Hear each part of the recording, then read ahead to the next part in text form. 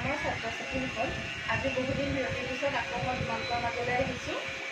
আজি তোমালোকক মই আনন্দৰাম বৰুৱা পাঠভিত্তিত থকা পাঠভিত্তিক ব্যাকৰণ সম্পৰ্কে আলোচনা কৰিম। পাঠভিত্তিক ব্যাকৰণৰ ইয়াত দিছে 5 নম্বৰটো। বিপৰীত শব্দখিনি তোমালোকে পাৰিবাই চাগে, হ'লেও বাৰু মই এবাৰ কৈ দিছোঁ। বাকীখিনিতো প্ৰিন্সাৰে কৰালেই। 4 নম্বৰ বিপৰীত অৰ্থ বুজোৱা শব্দ, কিতাপখন মেলি ল'বা। মই এনেকৈ কৈছোঁ, তোমালোকে ডাঙৰ যিহেতু অকণমান নিজে মেলি ল'লে গম পাবা। 4 নম্বৰটো আনন্দৰাম বৰুৱাৰ পাঠটিৰ 4 নম্বৰ বিপৰীত অৰ্থ বুজোৱা শব্দ লিখা। ইয়াত দিছে পুৰণি। পুৰণি কি হ'ব? নতুন, নহয়নে? চহকী, দুখীয়া, পণ্ডিত, মূৰ্খ, উচ্চ, নিচ, কুখ্যাতি, কুখ্যাতি। আৰু স্বাধীন, পৰাধীন, খৰচ, সঞ্চয়, গ্ৰহণ, বৰ্জন, পৰিশ্ৰমী, এলেহুৱা। হ'ল, এইকেইটা তোমালোকে লিখি পেলাবা। এতিয়া তোমালোকৰ 5 নম্বৰটোত আছে যে তলৰ খালী ঠাইবোৰ পূৰ কৰি জুৰীয়া শব্দ গঠন কৰা আৰু উদাহৰণত দেখুওৱাৰ দৰে বাক্য সাজা। তোমালোকক এটা উদাহৰণো দি দিছে ইয়াত, যেনেকৈ কিতাপ পত্ৰ, আৰু বাক্যটো কি দিছে? অৰ্চনাই নিজৰ কিতাপ পত্ৰসমূহ পৰিপাটিকৈ ৰাখে।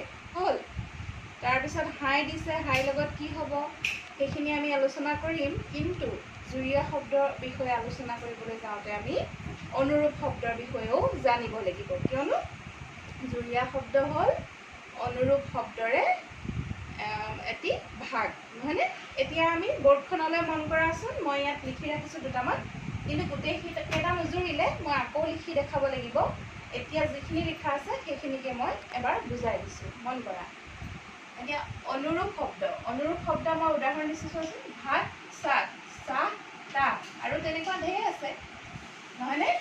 এতিয়া অনুৰূপ শব্দনো কি? কাক বোলে? কি বুজিবা অনুৰূপ শব্দ বুলিলে? মই ইয়াত লিখি দিছোঁ। অনুৰূপ শব্দই মূল শব্দৰ লগত মিল থকা অৰ্থহীন ৰূপ কিছুমান মূল শব্দৰ লগত যোগ হৈ অৰ্থক গভীৰতা প্ৰদান কৰে। এতিয়া ইয়াত যেনেকৈ উদাহৰণবিলাক মন কৰাচোন। ভাতৰ লগত, এইটো ভাতটো মূল শব্দ, নহয়নে? তো ভাতটো মূল শব্দ, ইয়াৰ লগত কি হৈছে আৰু এটা শব্দ চাট। ইয়াৰ কি নাই? অৰ্থ কোনো নাই চাট শব্দটো, নহয়নে? কিন্তু এই ভাত চাট বুলি কৈ দিওঁতে কি হয়? কথাটোত জোৰ পৰে, নহয়নে? আজি মই ভাত চাট একো খোৱা নাই, নহয়নে? কথাটো তেনেকৈ ক'লে অকণমান জোৰ পৰে, হয়নে নহয়? ধুনীয়া হয়।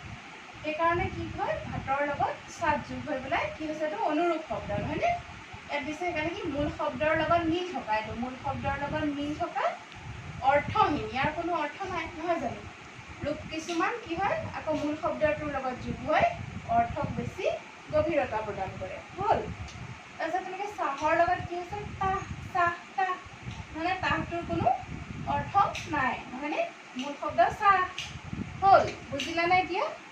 হ'ব ন? এতিয়া অনুৰূপ শব্দ বুলি ক'লে কি? এইটো অলপ হ'লেও বুজি পালা। নুবুজিলে মোক পিছত সুধিবা।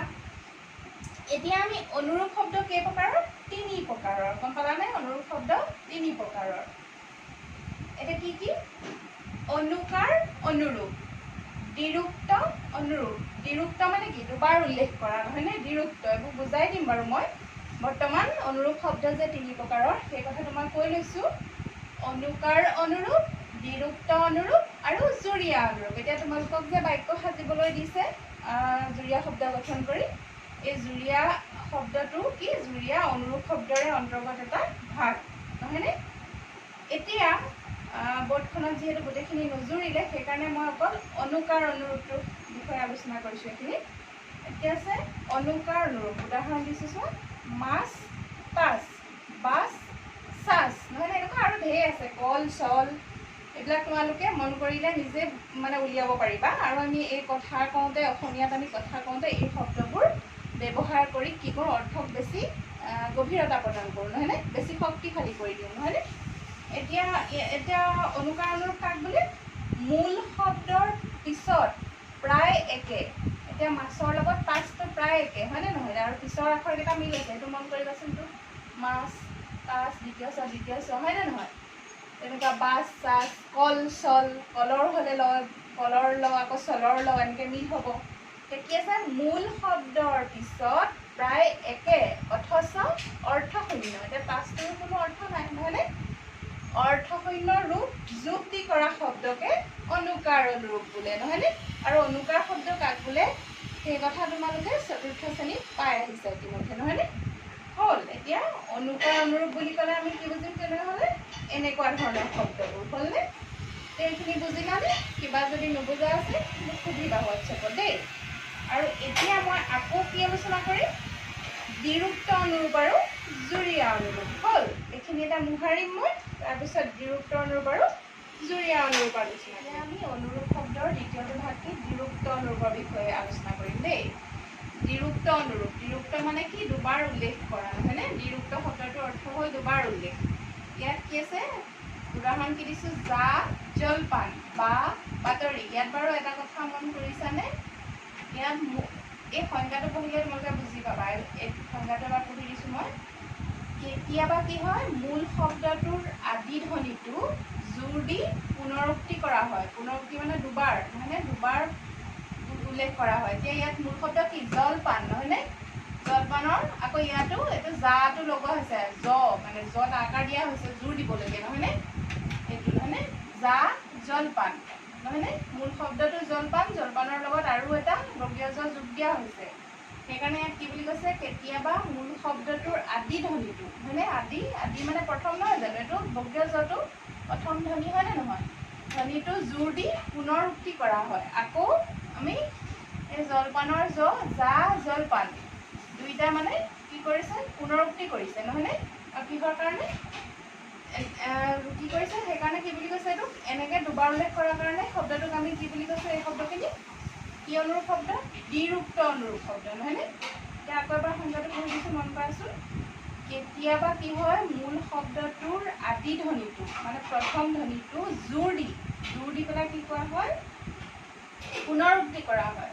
নহয়নে জলপানৰ এতিয়া জটো আমি প্ৰথমেও আকৌ কৈছোঁ আকৌ জটো উল্লেখ কৰিছোঁ নহয়নে জা জলপান এনেকৈ বাতৰিৰ বাটো আকৌ আমি উচ্চাৰণ কৰিছোঁ মানে বা বাতৰি এনেদৰে কি কয় দুবাৰ উল্লেখ কৰাকৈ কি কয় উল্লেখ কৰা শব্দ দ্বিৰূক্ত অনুৰূপ শব্দ হ'ল তাৰপিছত আমি এতিয়া আহোঁ ৩ নম্বৰটো কি জুৰীয়া বা অনিয়মিত অনুৰূপ তোমালোকৰ এইটোহে আছে কিতাপত নহয়নে তোমালোকৰ ৫ নম্বৰটো যিটো দিছে জুৰীয়া শব্দ গঠন কৰা আৰু বাক্য সাজিবলৈ দিছে হয়নে নহয় এতিয়া এইটো মন দিবা ভালকৈ জুৰীয়া বা অনিয়মিত অনুৰূপ নহয়নে অনিয়মিত মানে কোনো নিয়মত আবদ্ধ নহয় ইয়াত উদাহৰণ কি দিছোঁ মই চাকৰ নাকৰ তেল কোৰ হাই কাজিয়া তেনেকৈ বহুত আছে এইবোৰ গম পাবা মন কৰিলে আমি ব্যৱহাৰ কৰিয়ে থাকোঁ এতিয়া সংজ্ঞাটোলৈ মন কৰিবা কেতিয়াবা বেলেগ উচ্চাৰণযুক্ত জুৰীয়া শব্দ ব্যৱহাৰ কৰি